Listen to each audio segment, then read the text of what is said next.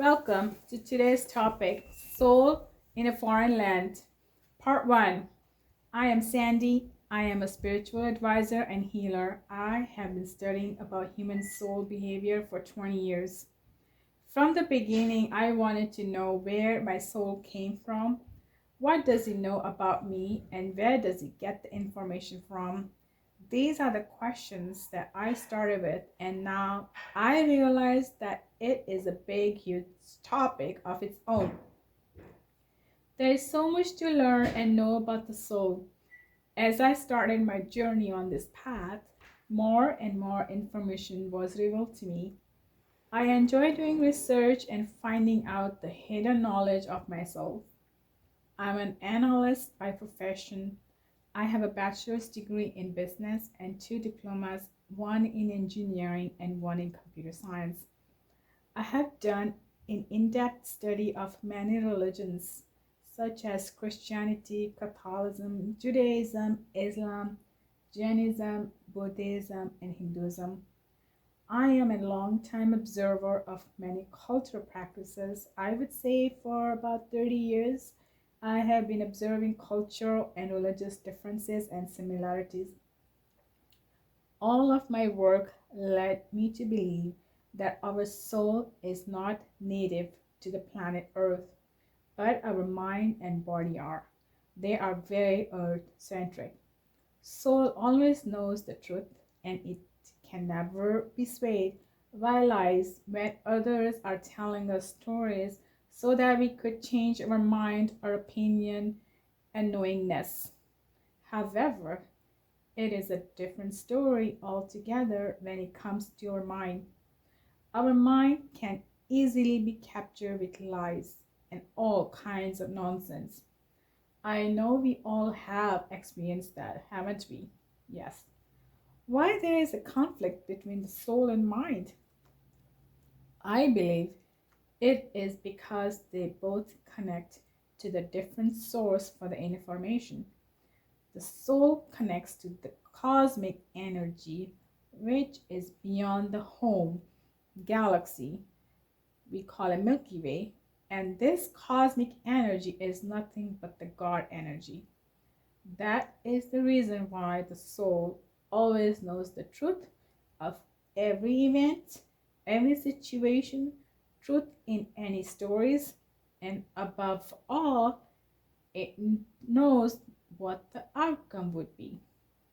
You can never confine the soul between the four walls of any religion, but you could easily capture the human minds. We all know the feelings and thought comes from somewhere, right? Yes.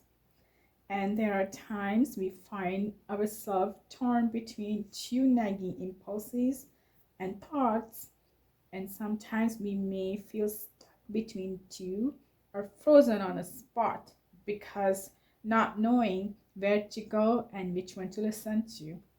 By default, we all follow our mind and not the soul. It is because we consider the soul as an outsider.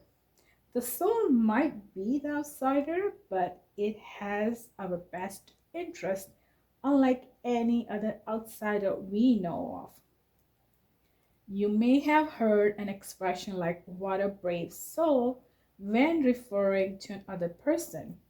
Yes, consciously or unconsciously, such word come out of our mouth is the way to remind us the nature of our soul. Why do I believe that the soul is a foreigner in a human body? Well, let's talk about the conflict first, which we experience between the mind and soul on a daily basis, personally, and we also observe it in other people. Why don't they get along as they live in the same body for a long period of time? This has been the most interesting topic for my research so far. Based on my many years of research, I believe that when we experience the conflict in our body, We experience various human emotions such as disappointment, anger, hopelessness, lack of trust in us and in God, just to name a few. Now, here comes the coping mechanism that goes hand in hand with our emotions. Excuse me. Most common ones are blaming others, blaming God, endless crying. Some may go as far as substance abuse. I'm not here to judge anyone.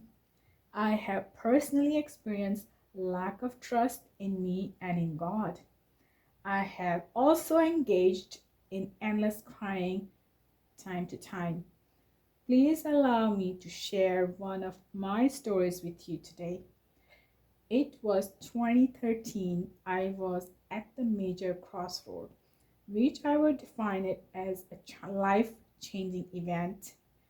As I was leaning towards going back to the known path, at the very moment I heard a clear message in me, quote unquote, "You may not get this chance again."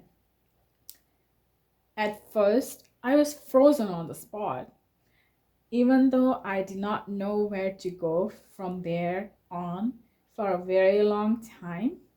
I knew one thing clearly, that I was not going to go back to the path I have just left behind. Let me be very clear here that the journey from that point onward was very difficult, and it was not easy to stay on a solid ground for me. One of the main things that kept me going was that I refused to take the defeat because I was very aware of my inner strength. This awareness is nothing but my soul's knowingness that I was on the right path. I define soul as a divine essence in every one of us. On this note, my friend, I am going to say goodbye, and I will be back soon with part 2 of the topic.